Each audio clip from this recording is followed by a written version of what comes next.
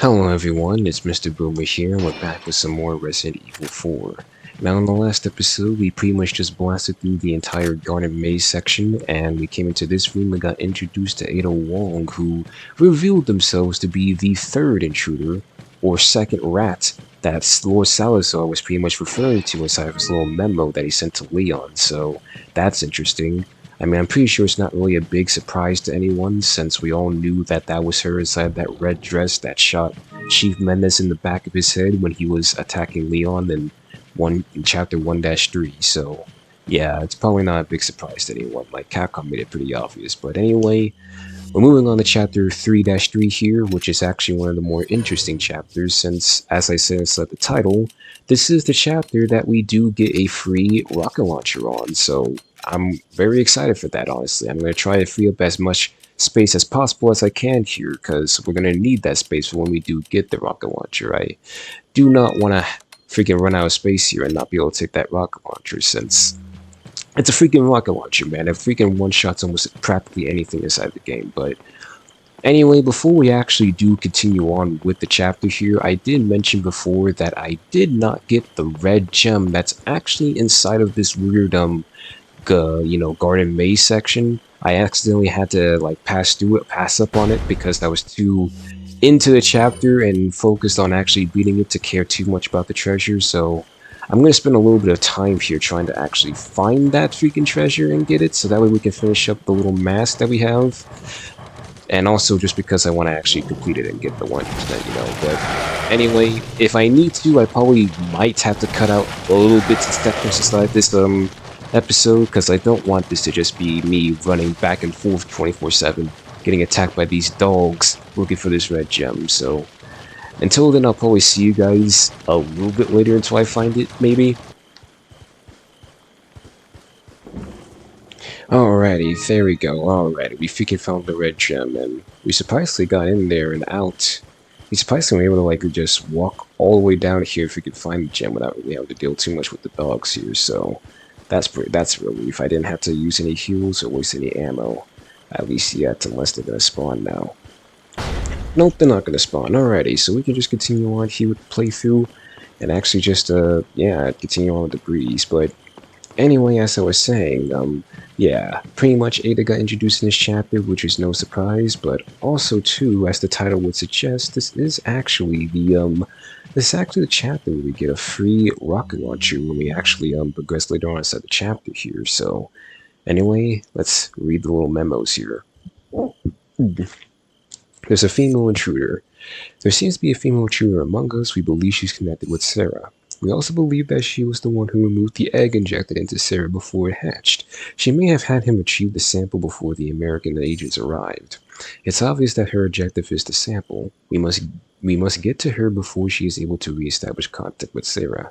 There's also a reason to believe that she's working for somebody. We need her alive for interrogation. The female should be able to answer all of our questions. After we have captured her, Sarah will no longer be of any concern. As long as you achieve the sample, you may dispose of him as you see fit. And yeah, pretty much that message there is just basically reassuring all the stuff we already know. The sample is what they're after, and yeah, they pretty much are trying to look for Ada, since they have conspiracies that she is working with Sarah, which for the most part, they're not wrong, since it is true. But anyway, as always, we are going to do a little bit of a save here, so that way if anything happens with the recording, it gets botched or anything, at least I don't have to replay all that segment again, trying to find the gem again, and then I get lost and all that shit. You guys want to guess what happened? You guys want to guess what happened? Yeah, that's right, the freaking recording freaking died again, so of course we gotta freaking re-record this whole entire section again. So anyway, as I was talking about before that happened, pretty much to commentate about chapter 3-3 here. It is actually one of the shorter chapters of the entire game here, or at least this whole castle section. That's in 3-4, so depending on how long it actually takes us to beat this section, we may be able to actually just roll on into the next chapter immediately the second we beat this chapter and just get that done and squeeze in like a lot of time without overextending a little bit. So I thought that's going to be a little bit interesting. This will be the first time we actually do like 2 chapters in one video. I remember I was going to actually do 2 chapters in one video way back when, right? All the way back in part 2 and part 3, but it overextended by a lot, so I just didn't go through with it. But anyway, if you shoot that wine bottle there, it unlocks the door, and I'm gonna warn you right now, this is pretty much another very infamous section inside this castle's scenario here. As you see there's a cage that is right above that weird, if I can just, I don't want to turn to it, then if we can start the section, just got this flash grenade on the left here, but there's a freaking, cage right there, right above that little treasure chest there. There's nothing in particular that you need from that chest, it's just another treasure item, but if you go and walk forward at all, like anywhere around this perimeter, they will eventually start dropping the cage on us, and the second they drop the cage on us, they're going to spawn in a lot of Ganados, and they're going to drop in a Gyarados, that freaking claw enemy that we fought against earlier that's blind, inside the cage there. And it is freaking hell if we can do in this section normally, because there's not really a lot of room to operate in order to handle Gyarados, so what I mainly do for the most part is focus on just blinding the enemies and then getting away from freaking Gyarados, because it's freaking hard freaking... Yeah, okay, freaking heal real quick, because we are about to freaking die. Then freaking get out of here. The freaking locks off, Leon. There we go. And then we just immediately just run, because it's honestly, like, even though you possibly could just take down all the enemies in that section, you know what I mean? It's not worth risking and sacrificing all your herbs trying to freaking fight against that freaking Gyarados and just all the enemies in there. It's pretty annoying, god dang it, so... yeah, I just freaking choose to run in that freaking fight. But anyway, here we are introduced to a new enemy inside this chapter, or this castle section. It's a new parasite enemy that I was talking about, which is the spider parasites. And these parasites, in my opinion, are by far the most annoying out of the 3, because they actually spawn in quite frequently. And as I said before, when you do kill the host of this freaking parasite, it does not kill the parasite. The parasite does detach from the freaking host and just continue fighting us, and it's pretty annoying trying to hit these freaking spider bosses enemies, because if you can start dodging around fast as hell and shit, so that's freaking annoying. But anyway, hang on a second, can they actually come to that door? No, they can't come through this door here. We gotta freaking turn the lever first before they can come through this door here, so yeah, that's a little bit interesting. But anyway, let's freaking turn this lever here and continue. But this is the room that we actually do get our free rocket launcher, so keep that in mind. Let's see here. Are they about to freaking start firing their arrows at me? Hell? I heard a Zilla freaking get ready in their like attack stance or something and went GAH! Or something like that. But I'm surprised I was able to like get through that section without using too many herbs. It is pretty tough again, freaking getting through that shit. Oh god! You scared the fucking hell out of me there, buddy. You came completely out of nowhere. Okay, they can't come through that door there. I just remembered, because that door is freaking locked, so they can't come through that. But yeah, this is pretty much the room where we get the free rocket launcher. I am actually surprised you were able to get through that whole cage section without using too many heals, because again, that section is pretty rancid to freaking get through, man. Like, I swear to you, I believe one time in one of my playthroughs of this game, I actually died several times, not to the Zealots, but just to the Gyarados, because it's fucking hard as hell to focus on attacking that freaking Mark to get out of that room without his ass getting alerted and fucking you up. So that's kind of like the whole challenge of that little fight there. But anyway, let's lock in a little bit here, since we do have to deal with an archer here. But I think literally after we freaking go through this little room here, the chapter is pretty much over, so that's gonna be interesting. And there it is, guys. There's our freaking free rocket launcher. I may have to actually free up a little bit of room inside of my freaking cache here, because I have a lot of herbs and shit that I still have not used. And I think this is about to give me a lot more grenades and shit. But let's take the rocket launcher and... okay, here's what I think I should probably do. I should probably just like, let's freaking move the grenades around a little bit. Like, we could probably put like one here, or over here as well. We put these grenades right here, we put this grenade right here, and then I guess we freaking move the freaking scope. This is kind of a little bit tough here. Shit. I never ran into a situation like this. Let me just put the shotgun shells at the bottom here and then move the scope up here. How about that? But then where am I going to put the handgun ammo? I guess I could put it up right here. And would that be enough to fit the rocket launcher? It is just barely, because of my expert organizing skills, to fit that rocket launcher. But as for that handgun ammo, though, that's kind of where the main problem lies, because shit, it's not really that much room if we could pick up that handgun ammo. I may have to possibly pass up on it. You know what? Let's just get rid of the sniper ammo. We don't really need it. And then, yeah, okay. And I think after we pretty much just come through this section here, we will be able to buy a much larger cache case for ourselves, so we don't have to worry about having that problem ever again. But yeah, we got a free rocket launcher. Now, you can pretty much use the rocket launcher on almost any section that you deem annoying inside this game, honestly. Like, past this point, we are going to come into a lot of annoying sections, you know. We got we're gonna have freaking two El Gigantes to fight way later on. We're gonna have two Gyarados to fight way later on.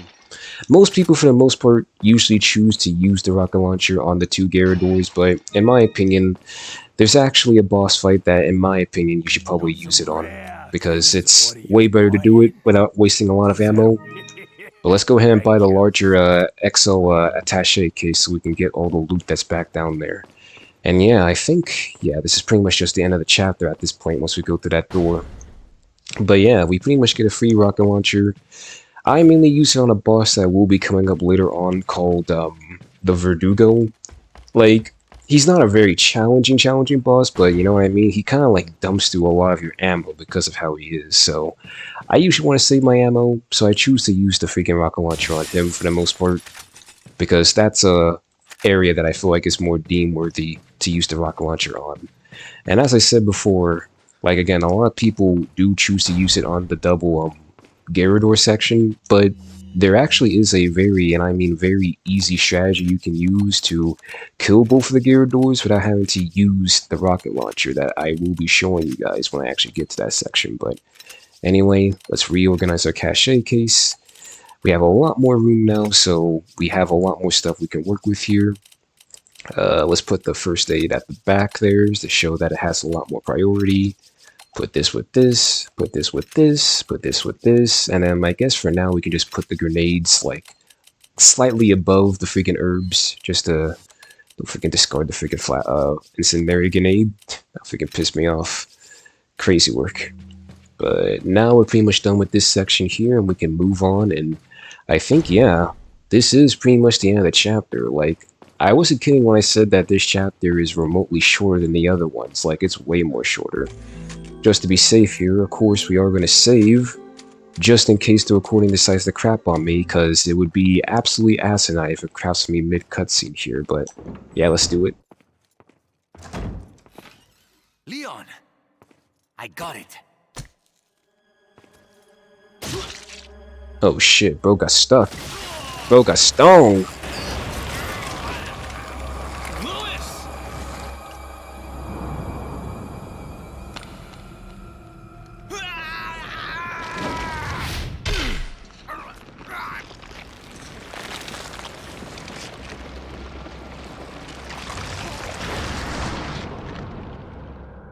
Now that I have the sample, you serve me no purpose. Sadler! My boy Salazar will make sure you follow the same fate. Stay with me, Louis. I am a researcher, hired by Sadler. He found out what I was up to. Don't talk. Here. It should suppress growth of the parasite. The sample. Sadler took it. You have to get it back. Louis! Louis! And ladies and gentlemen, Luis Serra has drawn his last breath.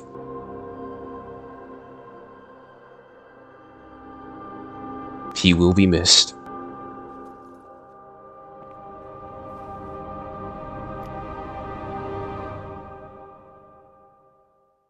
Yep, and that's the end of chapter 3-3. But on a real note, though, you know what that scene reminded me of? Wilson! Wilson! Sorry, I just had to do it once for this playthrough, but yep, poor Louis Sarah. He freaking died. What a hero, though. Freaking trying to help us out and everything like that, but anyway here, let's actually just move on and do the next chapter here, since the next chapter is much shorter than the last chapter. We can actually do it in this video pretty fast, honestly, I feel like, so we're just gonna go on and do it, so we're not gonna end the video here, but anyway, come over here and check his body. They'll pay for your death, I promise. Yeah, poor Luis. It's kind of a little bit strange too, because, you know, Luis, even though he does play a major role inside of this game, you know, you kind of just forget about the guy after a little while. Like, later on, they do actually have notes for the guy about what he's been doing with his research and everything inside of the whole facility and the monsters that he's been helping them make. But other than that, Luis Serra does not really have too much of a character, I would say, inside of the original Resident Evil 4. Like, that's the one thing I would say the remake did improve upon. They did help make his character a lot more, I guess, memorable inside that game, I should say, inside the other games. But anyway, as you can see here, we got Ashley down there, who's literally chained up on the other side of that wall there. If you remember, she freaking fell into a booby trap where it freaking took her to this room.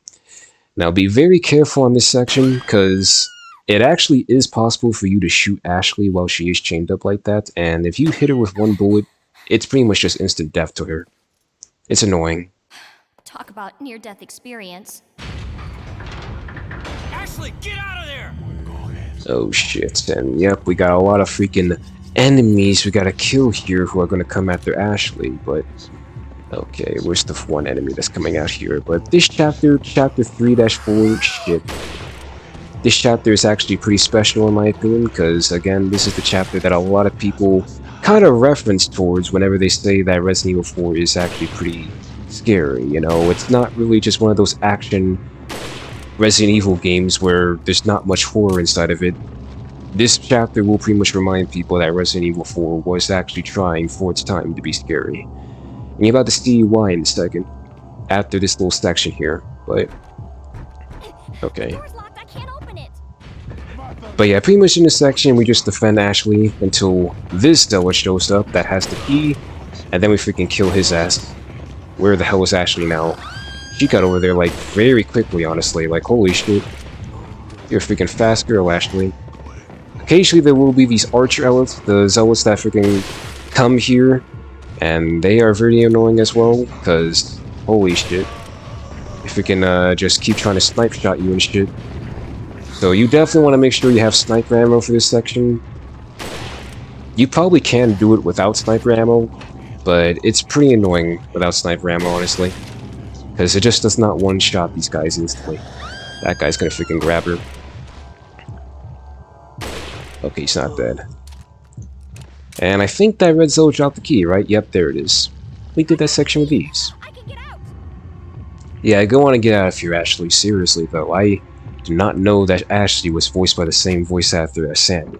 Cheeks from SpongeBob. That's pretty interesting. But yep, this is pretty much the section that people are talking about. I don't want to go back this way. You can't go back to that door, but this is the section that people are talking about when they say that Resident Evil is a pretty spooky game, at least Resident Evil 4, because we're actually playing as Ashley in this section. This is the first time we can actually control her of her own free will, and she's not just an AI-controlled partner. But anyway, of course, I am going to be saving, because I feel like it's pretty important for us to save here, just in case the recording messes up, you know?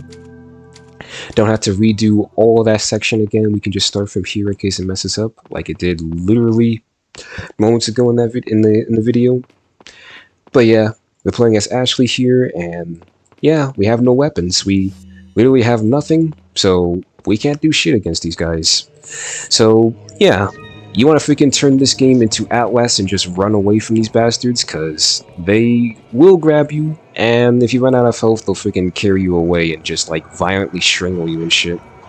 You definitely don't want to do that shit, but anyway, a lot of people didn't know this, but yeah, there's a little crawly hole here that you can kind of crawl through quickly if you don't want to deal with that first zealot. But the way how we actually damage these zealots, fuck. Wow, wow. Never mind, not fuck. That should. Goddamn, Ashley, you got range. But the way how we deal with these zealots here in this section with Ashley is by going to these weird, like, lamp things, and then we just freaking toss them at them. And, like, that's the only way we can actually hurt them. Now, on normal difficulty, it takes like 2 of these lamps here to actually kill them, but since we're playing on professional difficulty, it takes like 3 lamps in order to kill these bastards here. So I'm just gonna wait for Buddy over here to get up, and then we're gonna toss it at him. Holy shit! Get the fuck out of my face, bro. Bro is all up in my grill! Crazy. But anyway, since we didn't have to deal with that first zealot section, we can focus on just doing the second one. I don't really know why a lot of people in the playthroughs just choose not to freaking take that little pathway there. I would recommend taking it. It actually saves a lot of time, and 2, it saves you having to freaking go through these long-ass sections of just turning this goddamn crank in order to open up this door here, so yeah. I recommend freaking taking that little, like, hole there to kind of skip past it, because it saves a lot of time, honestly. But anyway, we go inside of this room. I think there's a little bit more treasures in here. Another thing to keep in mind too is that you definitely want to try, for the most part, to grab everything inside of this room here, or in this little section, because I am going to warn you, you are not going to be able to come back to this section later as Leon, since after we get out of this room here, we will be playing as Leon again, and whatever you didn't grab here inside of this little section, it will be gone forever. Like, you really can't go through the door here to get over here. But anyway, let's actually continue on here and just go into this little section. This is actually the actual scary part, I would say. Like, holy shit, this section sometimes gets me a little bit. But that other section is pretty scary as well, since no weapons, and if it's your first time, you're gonna be like tense as shit. But this section is fucking scary as hell, honestly. Like, it's pretty spooky. We got a flashlight, we can't really see shit. Like, this right here actually feels... This actually feels a little bit more like, I would say, Silent Hill, in my opinion, where you're just going around trying to, like, solve puzzles with, like, a flashlight and shit. Freaking Silent Hill has freaking section here. Open up this door. That door closes, and then... Yeah, I think we just get inside the middle here, and then boom. Then we just freaking hit this switch. Opens up that door. And then we can go back and hit that button over there. And then it should open up the red door again and close the other door. There we go. Like, we don't need that door anyway. But this section, it has probably the world's easiest puzzle to freaking do. You're gonna see later on what I mean by the world's easiest puzzle. Spinel here. But okay, we got some freaking knights in this hallway. Ugh. Freaking medieval knights. Remember, this is a freaking Castilian castle, so this is like back in the medieval period when there were still monarchs and shit, but, you know, Spanish conquistadors and stuff. But anyway, this is the puzzle I'm talking about. It looks like all the pieces from a symbol of some sort, but I can't really tell. Rearrange the pieces, and yes, we do want to rearrange the pieces. Holy shit, that is low res, but this is pretty much the easiest puzzle inside the game, honestly. Like, you really should not be having too much problems on this puzzle. You just rearrange all the pieces around in a whole entire circle, and once you do, it pretty much all just lines up easily. You're gonna see here in a second. Let's just continue moving the pieces here. That's there, that's there, that's there, and then that's there, and that's there. There we go. Puzzle done. There's still a piece missing. And this is the piece that is missing. That freaking thing that's at the fireplace there. I've seen some people somehow, like especially Darkside Phil, as I mentioned before, somehow freaking mess up that puzzle. I can understand if it's your first time, but if it's your second time, man, come on. Like, all you gotta do is just move it around counterclockwise or clockwise, and for the most part, the puzzle is pretty easy to solve there, so you shouldn't be having too much time on that puzzle. But anyway, we're just gonna take this little treasure here. It's called the Salazar family insignia. That's what we need to progress here. And if we take that, the door closes, but if we take this piece, it opens up the door, and... Are they gonna start moving? Oh shit. Oh shit, they're starting to move, oh god. Oh god, the knights. Freaking move. Excuse me. Let me just get past you. Yeah, the freaking knights do start moving the second you pick up that piece, and that's what makes it a bit scary, because, oh shit! Forgot about that too, the freaking QuickTime events where they freaking start just trying to chomp your ass. What the hell is with these knights, man? Why the hell are they attacking me? This ain't Luigi's Mansion, where the ghosts are possessing these freaking inanimate objects and shit. What the fuck? Okay, but yeah, that's enough of that section. And... oop, another knight here. Hey, buddy. Oh, shit. They're gonna almost got me. And... correct me if I'm wrong, do the knights actually follow you into the room? I'm not sure. Okay, fuck, they actually do follow you into the room. Okay, okay. Hang on a second. Wait, wait, nope, nope, nope, nope. We're not dealing with that shit. Nope, we're gone. I keep forgetting that they actually can follow you into the freaking room. I thought that they had like a detection range for a second, but wait a second, there's a round hole in the center. That's a very odd thing to say, you know? Could have worded it better. You use this family insignia, now you can turn this thing, go ahead and crank that shit, girl. And that's pretty much this entire chapter in a nutshell, really. Like, that, I'm serious, this is literally the chapter. Like, these two chapters have been, like, really short, so because of that, I just decided to put them in one video and just call it a day, honestly, because it would make no sense at all to just split these up into two different videos when they're pretty much just very short and can be easily beaten. But yeah, now we pretty much just go back to the store and we lead ourselves back to Leon. But yeah, I pretty much enjoy this section from time to time. It's one of my favorite sections in the entire game. Pretty spooky, pretty scary. It does actually remind people that Resident Evil 4 is a spooky game, you know, supposed to be a horror game. Show this to anyone who says it isn't, honestly, because you'll prove them wrong. But anyway, let's continue on here. Unlock the door, and we're reunited! Leon! Ashley! You did good. I'm sorry if I was... Oh, don't worry about it. Come on, let's move on.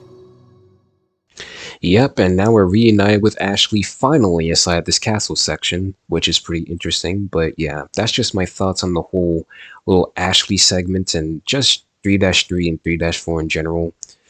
Like, it's a little fun section, a little break from the game, a little change of pace, throwing a little bit of horror elements inside of it, which is pretty cool. This isn't the only horror element I would say that's inside the game. Much later on, it is going to get a little bit more, excuse me, a little bit more spookier with some enemies that we meet inside the military section, so I look forward to that. But anyway, thank you guys so much for watching this video. This has actually been a very successful video so far. We got through this with ease without too many errors from the recording, so hopefully you guys enjoyed it. But until then, I'll see you guys inside the next episode of Resident Evil 4, so peace out.